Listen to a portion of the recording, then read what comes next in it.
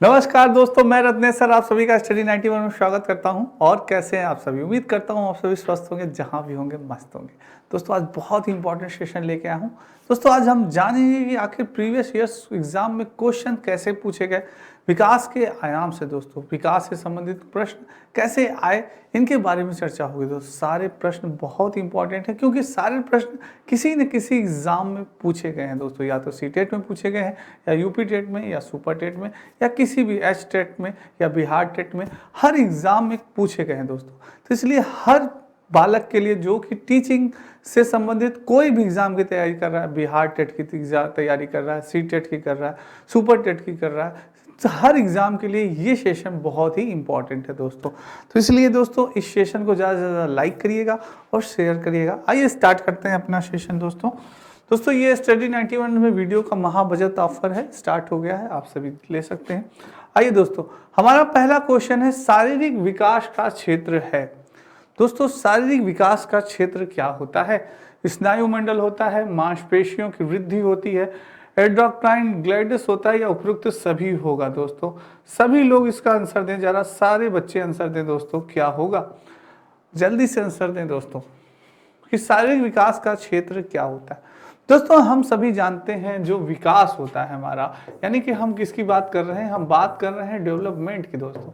किसकी बात कर रहे हैं? डेवलपमेंट की बात कर रहे हैं। तो दोस्तों अगर विकास की बात की जाए तो मैंने आपको बताया था कि जो हमारा विकास प्रारंभ होता है वो वॉर्म टू टॉम होता है दोस्तों। क्या होता है? वॉर्म टू टॉम, वॉर्म टू टॉम चलता है दोस्तों। वॉर्म टू टॉम यानी कि दोस्तों गर्भ से लेकर कब्र तक, गर्भ से लेकर कब्र तक होता है दोस्तों क्या हमारा विकास दोस्तों। ये विकास दोस्तों हमारा गर्भ से ही प्रारंभ हो जाता है। आप सभी ने अभिमन्यु की कहानी तो सुनी होगी दोस्तों, कि गर्भ में जब वो था तभी उसने चक्रव्यूह तोड़ना सीख लिया था। तो दोस्तों विकास क्या होता है? हमारा सार्वभौमिक प्रक्रिया होती है। क्या होती है? सार्वभौमिक होती है दोस्तों। विकास क्या होती है? सार्वभौमिक प्रक्रिया होती है हमारी, याद रखिएगा।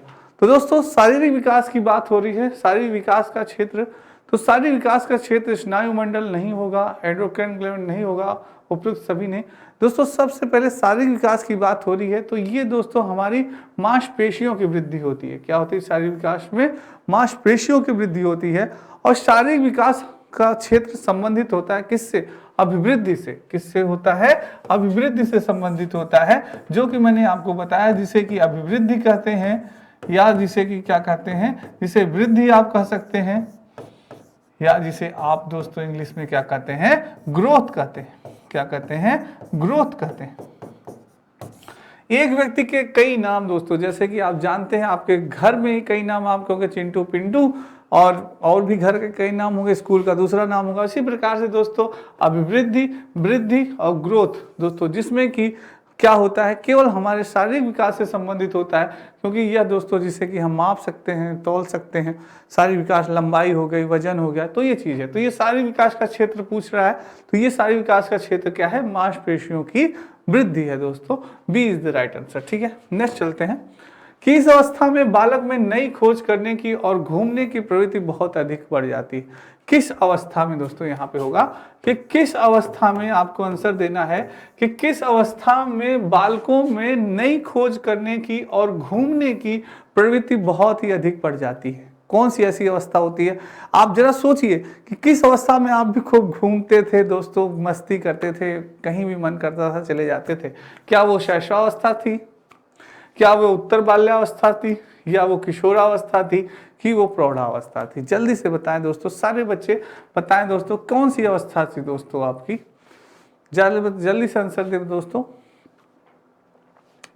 तो दोस्तों कब थी आपकी? शैशवावस्था दोस्तों, जिसे कि जन्म से 2 वर्ष माना गया। कई वैज्ञानिकों ने इन अवस्थाओं के बारे में, उम्र के बारे में कई वैज्ञानिकों में मतभेद थे। शैशवावस्था जो कि जन्म से कितनी मानी गई दोस्तों? जन्म से 2 वर्ष मानी गई। जन्म से 2 वर्ष, कोई कोई कितना मानता है? 3 वर्ष मान लेता है दोस्तों। और उत्तर बाल्यकाल यानी बाल्यावस्था आपकी कितनी मानी गई दोस्तों? 6 से 12 वर्ष मानी गई। 6 से 12 वर्ष मानी गई दोस्तों बाल्यावस्था। 6 से 12 वर्ष आपकी बाल्यावस्था मानी गई। और किशोरावस्था आपकी कितनी मानी गई? 12 से 18 वर्ष मानी गई दोस्तों। कितनी मानी गई? 18 वर्ष। 12 से 18 वर्ष आपकी किशोरावस्था मानी गई। और प्रौढ़ावस्था 18 वर्ष के बाद दोस्तों। प्रौढ़ावस्था आपकी 18 वर्ष के बाद आपकी क्या हो जाती है? प्रौढ़ावस्था दोस्तों आपकी प्रारंभ हो जाती है। तो दोस्तों जो अवस्था होती है जिसपे हम नई खोज करने लगते हैं और घूमने की प्रवृत्ति हो जाती है, वो हमारी उत्तर बाल्यकाल में यानी बाल्यकाल अवस्था, जो कि जन्म से 6 से 12 वर्ष मानी गई दोस्तों। तो उसमें दोस्तों हमारे अंदर आती है। बालक क्या करने लगता है? बाल्यकाल अवस्था दोस्तों, उसमें क्या करता है? बालक घूमने लगता है, नई खोज करने लगता है, वो चीज़ों को सोचने लगता है, यार ये चीज़ ऐसे बनती तो कितना अच्छा होता, यार आज चलो यहाँ घूमते हैं, आज वहाँ घूमते हैं। तो ये चीज़ें होती है दोस्तों, ठीक है। नेक्स्ट है दोस्तों, निम्न में से कौन सा वंशानुक्रम का नियम नहीं है? वंशानुक्रम यानी कि हेरिडिटी की बात हो रही है दोस्तों। किसकी बात हो रही है? हेरिडिटी की बात हो रही है दोस्तों। हेरिडिटी यानी कि वंशानुक्रम की बात हो रही है। तो वंशानुक्रम यानी कि वह दोस्तों लक्षण जो कि हम अपने माता पिता या अपने पूर्वजों के द्वारा प्राप्त करते हैं, वही क्या कहलाता है? वही वंशानुक्रम कहलाता है। वही हमारा क्या कहता है? हेरिडिटी कहलाता है, जो कि हमारे गुणसूत्र X और Y गुणसूत्र के अंतर्गत जीन्स के माध्यम से हमारे अंदर दोस्तों, किसके माध्यम से? जीन्स के माध्यम से हमारे अंदर क्या होता है? प्रवेश कर जाता है। वही दोस्तों की वंशानुक्रम है। तो वंशानुक्रम का नियम नहीं है, पूछ रहा है क्वेश्चन, ध्यान से पढ़िएगा कि नहीं है दोस्तों, यानी कि समानता का नियम नहीं है, कि भिन्नता का नियम नहीं है, कि प्रत्यागमन का नियम नहीं है, कि अभिन्न का नियम।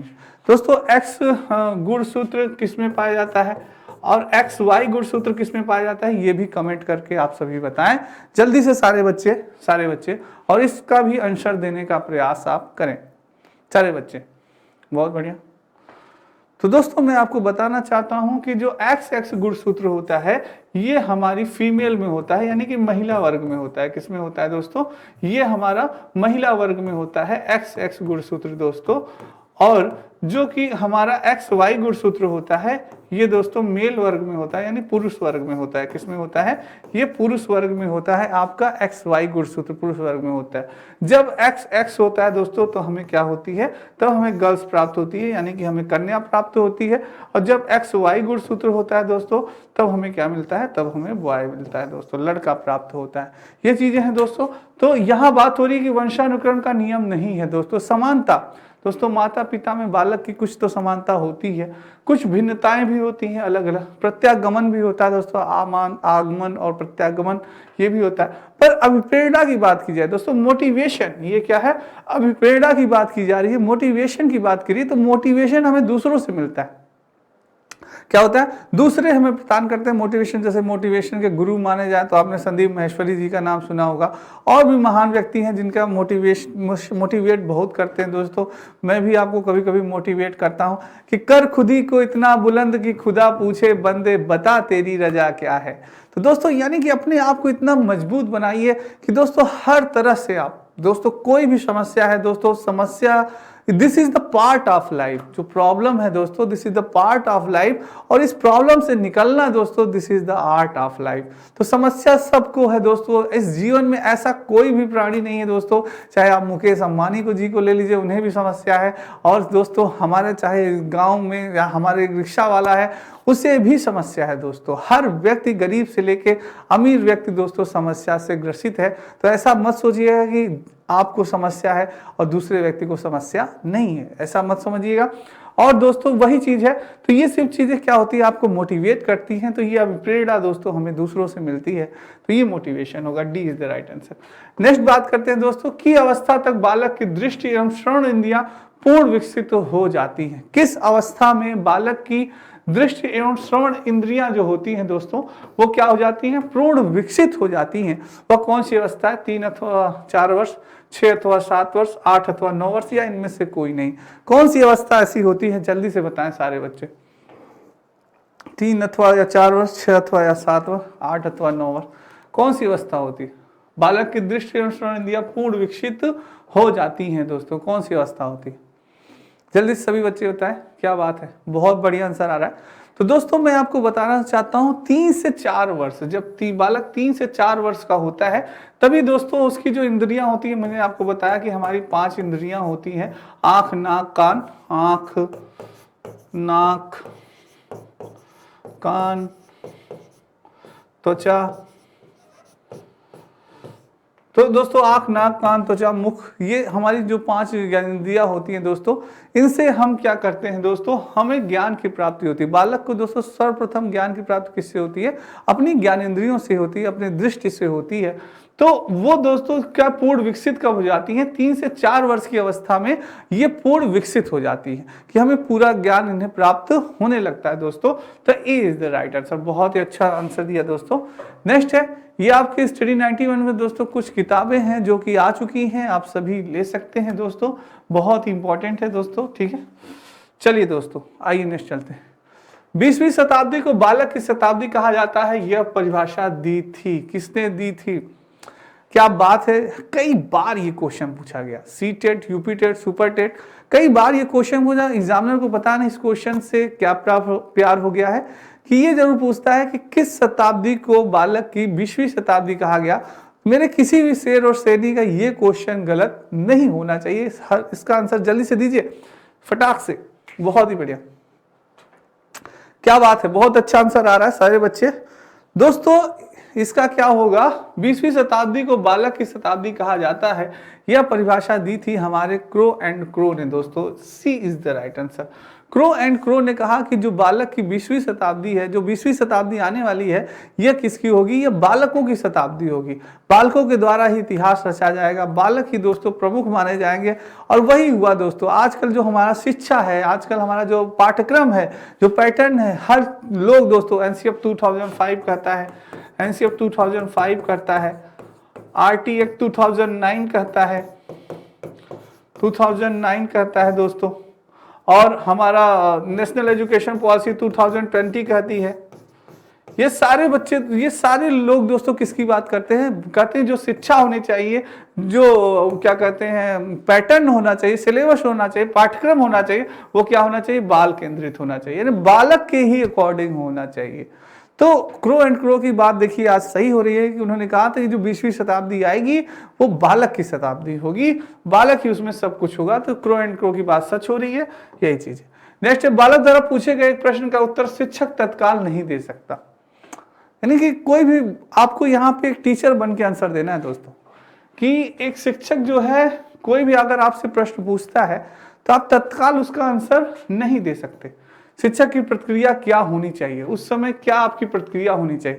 जैसे कभी आपसे कोई स्टूडेंट क्वेश्चन पूछता है और आपको नहीं आता तो क्या प्रतिक्रिया होनी चाहिए? शिक्षक द्वारा बालक को चुप करा देना चाहिए, शिक्षक द्वारा बालक का ध्यान बटा देना चाहिए, शिक्षक को कहना चाहिए मैं नहीं जानता, शिक्षक द्वारा इस प्रश्न का सही उत्तर बाद में समझ कर देना चाहिए। जल्दी बताइए क्या करेंगे आप? अगर आप भी एक टीचर हैं, कभी आपसे कोई क्वेश्चन पूछ लिया, आपको नहीं आ रहा है, तो आपको क्या करना चाहिए? तुरंत डांट कर हटो, नहीं आ रहा है क्वेश्चन, हाँ भगा देंगे? नहीं, क्या करें? अरे बैठ जाओ, कैसा उल्टा सीधा क्वेश्चन पूछता है, हाँ इस क्वेश्चन का कोई आंसर ही नहीं, कोई मतलब ही नहीं, ये तुम्हारे सिलेबस में थोड़ी आएगा। ऐसे डांट के भगा देंगे। बताइए क्या करेंगे?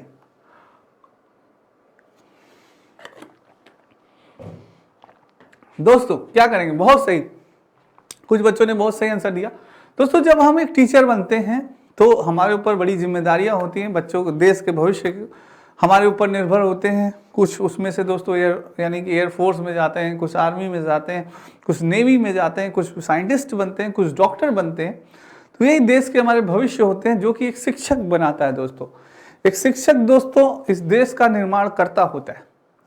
तो कभी दोस्तों क्या होता है कि एक शिक्षक से कभी कभी गलतियां हो जाती हैं, बातें दोस्तों, पर कुछ लोग जो होते हैं जो अपनी गलतियों को मान लेते हैं, वो बात अलग है।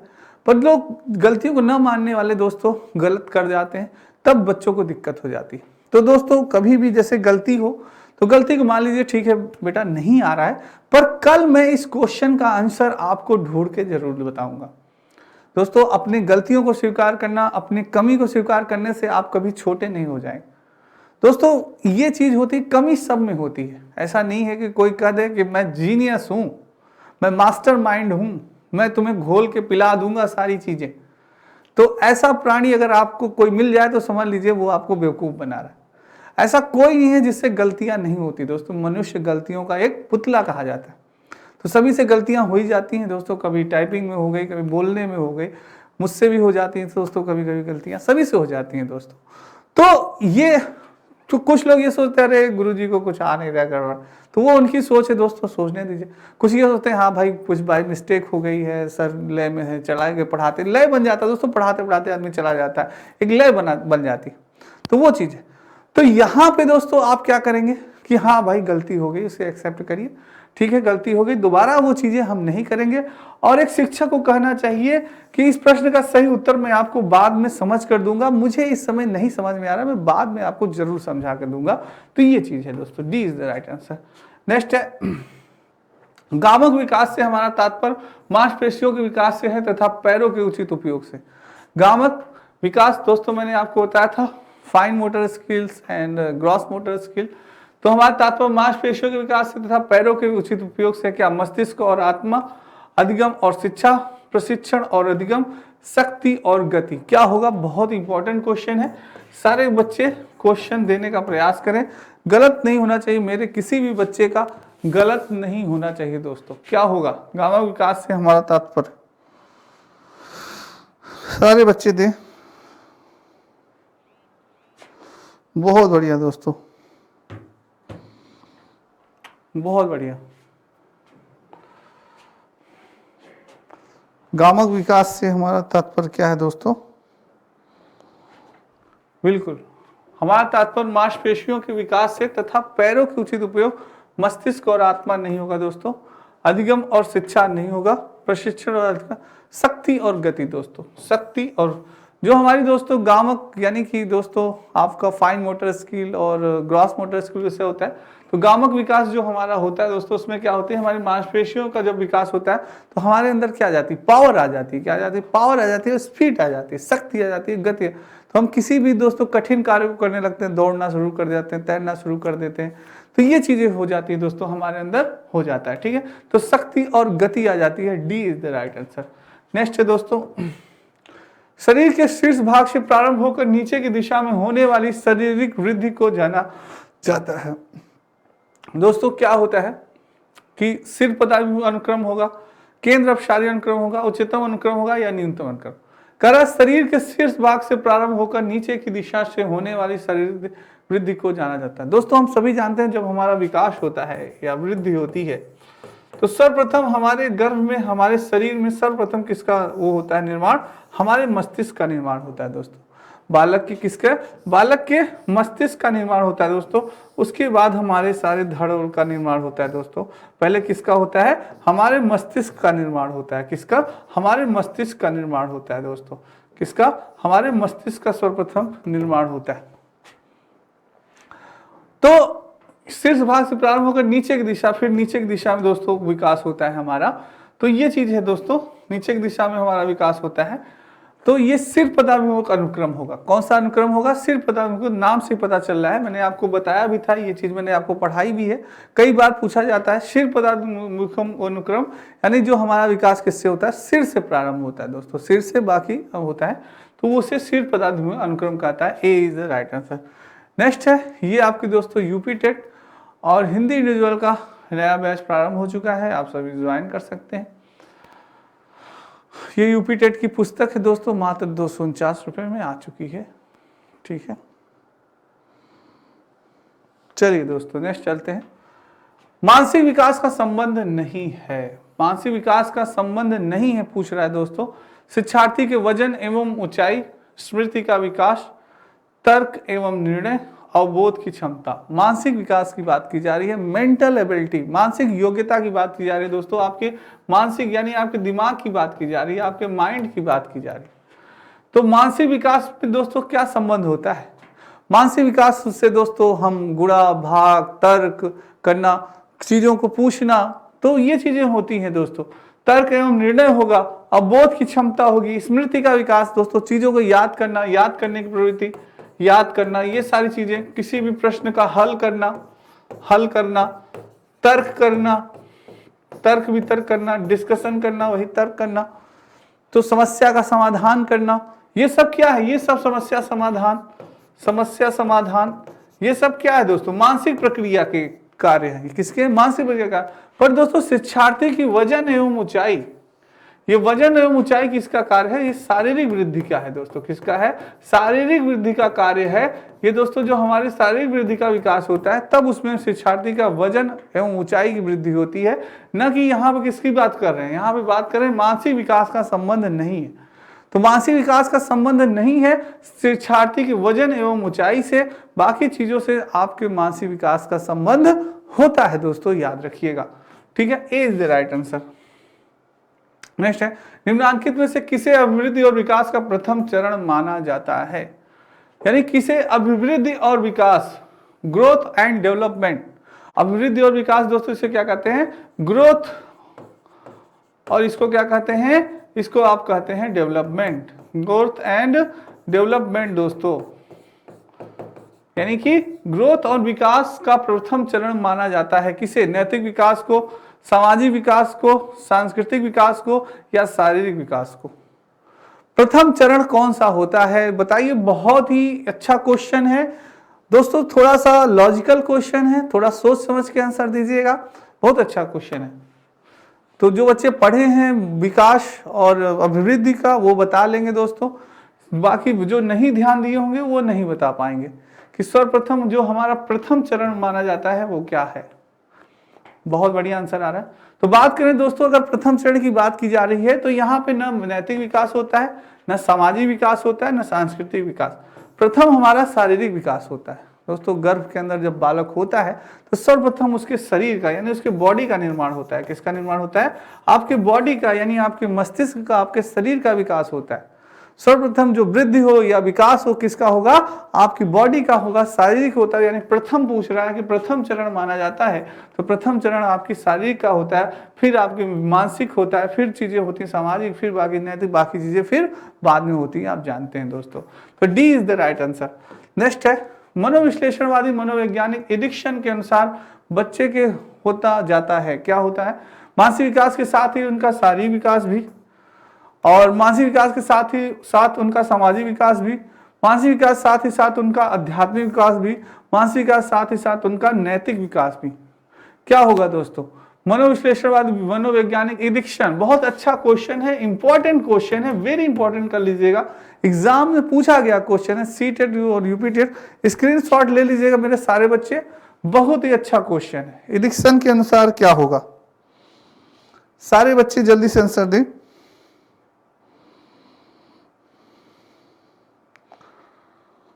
क्या बात है, क्या बात है।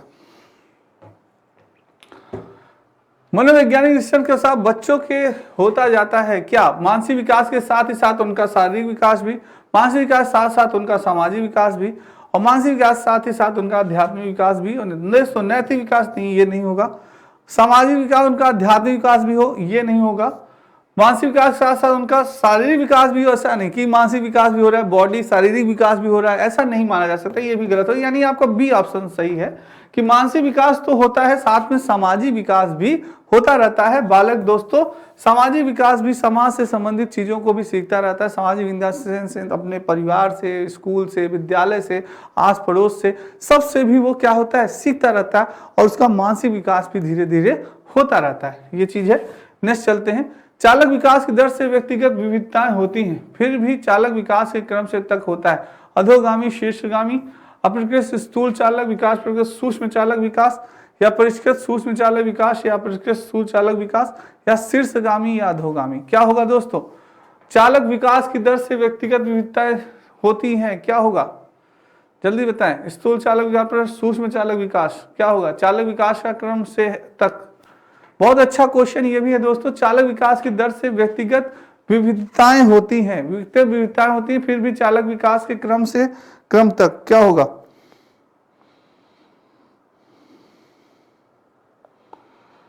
बहुत बढ़िया। चालक विकास की दर से व्यक्तिगत विविधताएं होती हैं, फिर भी चालक विकास का क्रम क्या होगा दोस्तों? अधोगामी, शीर्षगामी नहीं होगा। परिष्कृत सूक्ष्म चालक विकास, परिष्कृत स्थूल नहीं होगा। शीर्षगामी, अपरिष्कृत स्थूल से दोस्तों क्या होगा? सूक्ष्म चालक विकास होगा। अपरिष्कृत से दोस्तों आपका क्या होगा, परिष्कृत सूक्ष्म होगा, B is the right answer. ठीक है, चलिए नेक्स्ट चलते हैं। ये आपका दोस्तों इंडियन पॉलिटी फाउंडेशन बैच, नया बैच प्रारंभ हो चुका है आप लोगों का इंडियन पॉलिटी का, आप सभी ज्वाइन कर सकते हैं दोस्तों।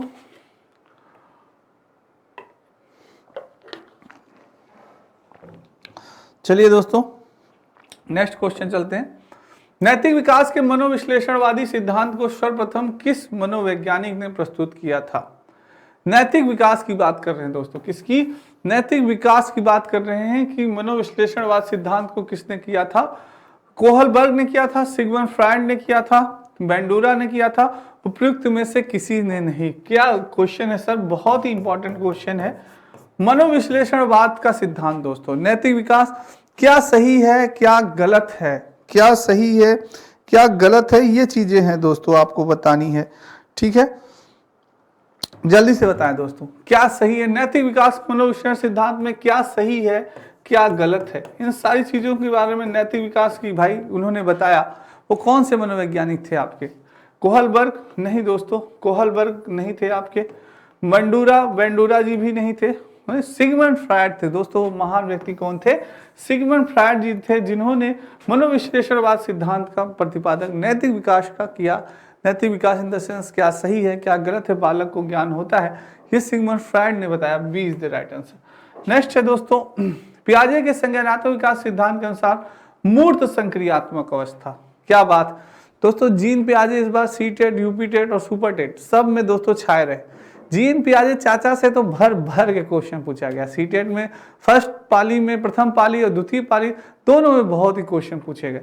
तो अवस्था निम्नलिखित में से किस अवस्था के साथ जुड़ी मानी जाएगी? जन्म से 5 वर्ष की अवस्था, 2 से 7 वर्ष की अवस्था, 6 वर्ष से 12 वर्ष की आयु तक, 6 वर्ष से 16 वर्ष की आयु तक। दोस्तों पियाजे के अनुसार मूर्त संक्रियात्मक अवस्था, मूर्त संक्रियात्मक अवस्था बहुत ही दोस्तों इंपॉर्टेंट है आपका। जीन पियाजे जी ने, आपको मालूम होगा, बहुत इंपॉर्टेंट है दोस्तों, बहुत बढ़िया, बहुत बढ़िया दोस्तों। तो दोस्तों मैं आपको बताना चाहूंगा कि जीन पियाजे जी ने 4 अवस्थाएं बताई थी आपके, इन्होंने 4 अवस्थाएं बताई थी। संवेदी अवस्था, संवेदी मूर्त अवस्था, संवेदी अवस्था, और दोस्तों दूसरी क्या थी? मूर्त संक्रियात्मक अवस्था, मूर्त संक्रियात्मक अवस्था। तीसरी थी अमूर्त संक्रियात्मक अवस्था, क्या थी? अमूर्त संक्रियात्मक अवस्था, संवेदी पेरिक अवस्था, मूर्त संक्रियात्मक अवस्था, अमूर्त, या इसे क्या कहते थे? औपचारिक अवस्था भी कहते थे दोस्तों। क्या कहते थे? औपचारिक अवस्था भी कहते थे। संवेदी गामक अवस्था दोस्तों, और एक अवस्था और थी आपकी, चौथी थी दोस्तों। ऐसी दोस्तों इन्होंने 4 अवस्थाएं बताई थी, संवेदी अवस्था। तो दोस्तों यहाँ पूछा क्या जा रहा है? यहाँ मूर्त संक्रियात्मक अवस्था कर, तो दूसरी अवस्था दोस्तों ये थी आपकी मूर्त संक्रियात्मक अवस्था। तीसरी अवस्था थी, एक अवस्था और ध्यान नहीं आ रहा है आज दोस्तों, मूर्त संक्रियात्मक अवस्था थी। मूर्त संक्रियात्मक अवस्था की बताइए कितना होगा? क्या होगा दोस्तों? तो जन्म से 5 वर्ष की आयु नहीं होगा, 2 से 7 वर्ष की आयु नहीं होगा, 6 से 12 वर्ष दोस्तों माना गया। 6 से 12 वर्ष आपकी आयु माना गया दोस्तों, 6 से 12 वर्ष की आयु माना गया। इन्होंने 4 अवस्थाएं बताई थी दोस्तों, एक अवस्था दिमाग में ध्यान नहीं आ रहा है, बाकी संवेदी अवस्था, मूर्त अवस्था, अमूर्त। पूछा गया है इसमें किसकी? मूर्त की। तो मूर्त की 6 से 12 वर्ष आयु है दोस्तों, कितनी है? 6 से 12 वर्ष मानी गई। ठीक है, ये आपकी, इसकी संवेदी की जन्म से 2 वर्ष मानी गई थी। ठीक है, और उसकी दोस्तों क्या थी? 2 से 6, ये 6 से 12 होगा, C is the right answer. Next है, भाषा सीखने में सामाजिक अंतःक्रिया का महत्वपूर्ण स्थान है, इस कथन का संबंध क्या है? भाषा सीखने में सामाजिक अंतःक्रिया का महत्वपूर्ण अवस्थान है, इस कथन का संबंध क्या है? जल्दी से आप लोग बताइए इसका आंसर दोस्तों, और इसका आंसर बताइए किसने कहा था? भाषा सीखने का स्किनर जी ने कहा था, चॉम्स्की ने, वाइगोस्की ने, या जीन पियाजे ने? किसने कहा था कि भाषा सीखने में सामाजिक अंतःक्रिया का महत्वपूर्ण स्थान है, इस कथन का संबंध है? किसने कहा था दोस्तों? बहुत अच्छा क्वेश्चन है ये भी दोस्तों, कि कौन से महान आत्मा थे वो, कि सामाजिक अंतःक्रिया के बिना हम भाषा को नहीं सीख सकते। सामाजिक अंतःक्रिया दोस्तों, हम भाषा को संबंध है, किसने कहा था? नहीं सीख सकते, भाषा सीखने की सामाजिक अंतःक्रिया का महत्वपूर्ण स्थान है, ये दोस्तों आप सभी जानते हैं कि भाषा के बारे में तो चामस्की जी ने कहा था कि भाषा सीखने के गुरु वो जनक माना जाता है कि बालक किस प्रकार से भाषा सीखता है। पर ये बात है सामाजिक अंतःक्रिया, यानी कि इसमें कह रहे हैं कि जो भाषा बालक सीखता है सामाजिक अंतःक्रिया का उसमें महत्वपूर्ण रोल होता है। सामाजिक अंतःक्रिया इन द सेंस दोस्तों आपके माता पिता और गुरु, विद्यालय, आस पड़ोस उनसे, तो ये वाइगोस्की का कथन है दोस्तों, कंटेंट है किसका, वाइगोस्की का ये था। सी इज द राइट आंसर। ठीक है, नेक्स्ट दोस्तों आते हैं, बच्चों के सामाजिक विकास में का विशेष महत्व है। बच्चों का जो सामाजिक विकास होता है उसमें किसका विशेष महत्व होता है, खेल का, बाल साहित्य का, दिनचर्या का या संचार माध्यम का। बहुत अच्छा क्वेश्चन है, सारे बच्चे जल्दी से इसका आंसर दे लेंगे, मुझे मालूम है दोस्तों, जल्दी से आंसर दें। क्या होगा बच्चों के सामाजिक विकास में किसका दोस्तों बहुत ही ज्यादा वो है, जल्दी से बताएं। क्या बात है, बहुत बढ़िया आंसर आ रहा है, सारे बच्चे बहुत अच्छा आंसर दे रहे हैं, बहुत बढ़िया बहुत बढ़िया। तो दोस्तों बच्चों के सामाजिक विकास में बात की जाए तो सबसे प्रथम अच्छा माना जाता है आपका गेम। क्या माना जाता है, गेम दोस्तों। खेल से हम सभी दोस्तों, खेल से सामाजिक विकास दोस्तों, खेल से, क्योंकि हमें दोस्तों खेल में कई प्रकार के लोग मिलते हैं और दोस्तों कई प्रकार से हमें चीज़ों को समझना पड़ता है, सही डिसीजन लेना पड़ता है, सही निर्णय लेना पड़ता है कि यार गेंद किसे हमें पास करनी है, कब देनी है हमें, और अपने आपस में तालमेल बनाए रखना पड़ता है दोस्तों। तो सही बताएं तो बच्चों का जो सामाजिक विकास होता है वाकई में खेल से ही होता है दोस्तों, गेम से ही होता है। A is the right answer. Next बात करें दोस्तों, ये आपके वीडियो ग्राम विकास इत्यादि का नया बैच प्रारंभ दोस्तों, महाबचत ऑफर, आप सभी इसको ज्वाइन कर सकते हैं दोस्तों।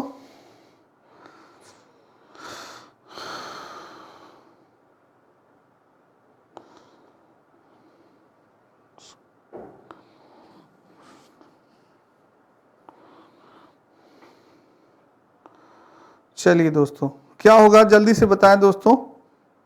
नेक्स्ट क्वेश्चन है दोस्तों, अध्ययन के समय अध्यापक को निम्नलिखित में से किसका सर्वाधिक ध्यान रखना चाहिए, विषय वस्तु का, विद्यार्थियों की आयु का, व्यक्तिगत भिन्नता का या विद्यार्थियों के पारिवारिक पृष्ठभूमि का, किसका होगा दोस्तों।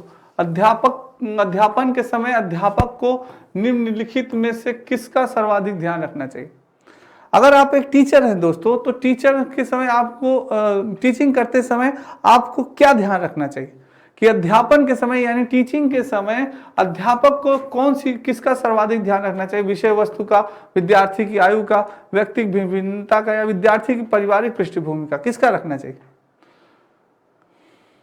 दोस्तों। कभी भी हमें विषय वस्तु का, विद्यार्थी की आयु का, यानी विद्यार्थी की परिपक्वता पृष्ठभूमि का नहीं, व्यक्तिगत विभिन्नता का दोस्तों हमें रखना चाहिए। व्यक्ति विभिन्नता किस प्रकार से लोग व्यक्ति विभिन्न है, कैसे लोग हैं, कौन से प्रकार के बालक बैठे हुए हैं दोस्तों, यानी कि आपके क्लास में कैसे बालक बैठे हुए हैं, उनको सही रूप से आपको गाइड करना है कि हाँ ये सही चीज है कि नहीं है, कौन सा बालक विशिष्ट बालक है, कौन सा बालक दिव्यांग बालक है, बालक को किस प्रकार से हमें शिक्षा प्रदान करनी है, हर बालक को कैसे हम समझा सकें सरलता पूर्वक, कैसे कितनी आसानी पूर्वक दोस्तों। ठीक है, तो वो चीजें होती है। तो दोस्तों ये चीज है दोस्तों। चलिए नेक्स्ट चलते हैं।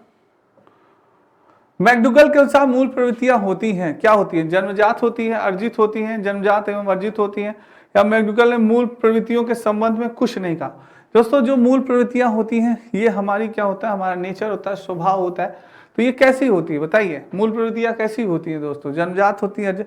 आपने मालूम है कि मैकडूगल जी ने कितनी बताई थी मूल प्रवृत्तियां, 14 मूल प्रवृत्तियां बताई थी दोस्तों। क्या होता है, 14 मूल प्रवृत्तियां बताई थी। तो ये सारी जो होती है मूल प्रवृत्तियां ये क्या होती हैं दोस्तों, जन्मजात होती हैं।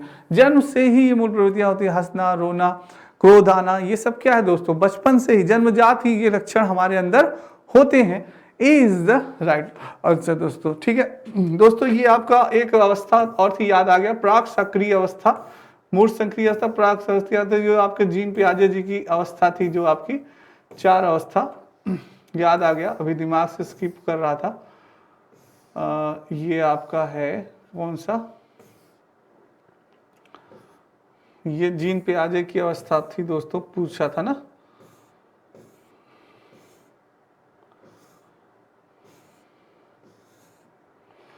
ये वाला क्वेश्चन था दोस्तों, जो प्राक संक्रियात्मक अवस्था दोस्तों, संवेदी अवस्था, प्राक संक्रियात्मक अवस्था, संक्रियात्मक अवस्था, ये आपकी दूसरी अवस्था होती है। तीसरी अवस्था आपकी मूर्त संक्रियात्मक अवस्था हो जाती है। चौथी अवस्था आपकी अमूर्त संक्रियात्मक अवस्था हो जाती है दोस्तों। एक संवेदीगामक अवस्था प्राक सक्रियात्मक अवस्था होती है, फिर दूसरी मूर्त, तीसरी अमूर्त, जिसे कि औपचारिक भी कहा जाता है दोस्तों। ठीक है, ये चीज है। एक अवस्था ये दिमाग से स्किप हो रहा था दोस्तों। नेक्स्ट है, ये हो गया 18 आपका हो गया। 19वां क्वेश्चन है आपका, बच्चे के संज्ञानात्मक विकास को सबसे अच्छे तरीके से कहां परिभाषित किया जा सकता है। जो बच्चे का संज्ञानात्मक विकास है दोस्तों, कि कहां सबसे ज्यादा उसको परिभाषित किया जा सकता है।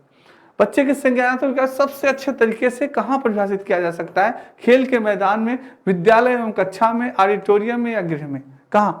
मैंने अभी इस पे थोड़ी सी चर्चा हुई थी, बहुत ही अच्छी चर्चा हुई थी कि चाहे संज्ञानात्मक विकास हो या सामाजिक विकास हो, तो उसके लिए दोस्तों सबसे अच्छा तरीका क्या है? खेल का मैदान है। क्या है? ये खेल का मैदान, गेम। सामाजिक विकास भी दोस्तों बालक का सबसे ज्यादा किसमें होता है? खेल में ही होता है। तो ए इज द राइट आंसर, बिल्कुल सही। नेक्स्ट है दोस्तों, श्यामपट्ट को शिक्षण साधन सामग्री के किस समूह में अंतर्गत शामिल किया जाता है? जो श्यामपट्ट होता है उसको शिक्षण साधन सामग्री के किस समूह के अंतर्गत शामिल किया जाता है? श्रव्य साधन, दृश्य साधन, दृश्य श्रव्य साधन या इनमें से? दोस्तों जो श्रव्य साधन है यानी कि सुनना, आपको मैं और आसान कर दे रहा हूं, सुनना। दृश्य देखना, देखना। दृश्य श्रव्य, सुनना और देखना दोनों दोस्तों, सुनना और देखना दोनों हो गया, देखना दोनों हो गया। ये इनमें से कोई नहीं। दृश्य शब्द तो बताइए, जो श्यामपट्ट है जो शिक्षण में हम यूज करते हैं वो किस में आएगा दोस्तों? तो ये आप जाहिर सी बात है, सब बहुत इजी क्वेश्चन है, आसान है, दृश्य साधन में आएगा। B is the right answer. दोस्तों ये आपके स्टडी 91 बुक्स है जो कि आप ले सकते हैं, ये नोट्स है दोस्तों। ठीक है, आज का सेशन आपको कैसा लगा दोस्तों? कमेंट बॉक्स में जरूर बताइएगा। भाषा विकास की प्रथम अवस्था में शिशु दोस्तों क्या होता है? सर्वप्रथम माता पिता को पुकारता है, गले से अस्पष्ट ध्वनियों को निकालता है, या सरल वाक्य बोलने लगता है, रोता या चीखता या चिल्लाता है? क्या है सही बताइएगा। भाषा विकास की प्रथम अवस्था दोस्तों, जब आपके भाषा का विकास होता है तो सर्वप्रथम आप क्या करते हैं? तो सही सी बात है, सबसे पहले हम बच्चे होते हैं तो क्या करते हैं? रोते हैं, चीखते हैं, चिल्लाते हैं कि नहीं दोस्तों? रोना प्रारंभ करता है एक छोटा शिशु। तो D is the right answer. बहुत बढ़िया। नेक्स्ट है दोस्तों, स्विट्जरलैंड के सुप्रसिद्ध मनोवैज्ञानिक जीन पियाजे ने संज्ञानात्मक विकास के 4 मूल आधार बताए। देखिए दोस्तों क्वेश्चन आ गया, 4 मूल आधार बताए, निम्नलिखित में से कौन सा आधार असंगत है? जी हमें बताया ना, जीन पियाजे चाचा ने 4 अवस्थाएं बताई बालक की, कौन सी अवस्था नहीं? संवेदीगामक अवस्था, प्राक संक्रियात्मक अवस्था, अनौपचारिक संक्रियात्मक अवस्था, मूर्त संक्रियात्मक अवस्था। कौन सी दोस्तों नहीं है आपको बताना है? संवेदीगामक अवस्था है, संक्रियात्मक अवस्था है। स्विट्जरलैंड सुप्रसिद्ध मनोवैज्ञानिक जीन पियाजे ने संज्ञानात्मक विकास के 4 मूल आधार बताए। कौन सा आधार संगत है दोस्तों? बताइए जरा जल्दी से।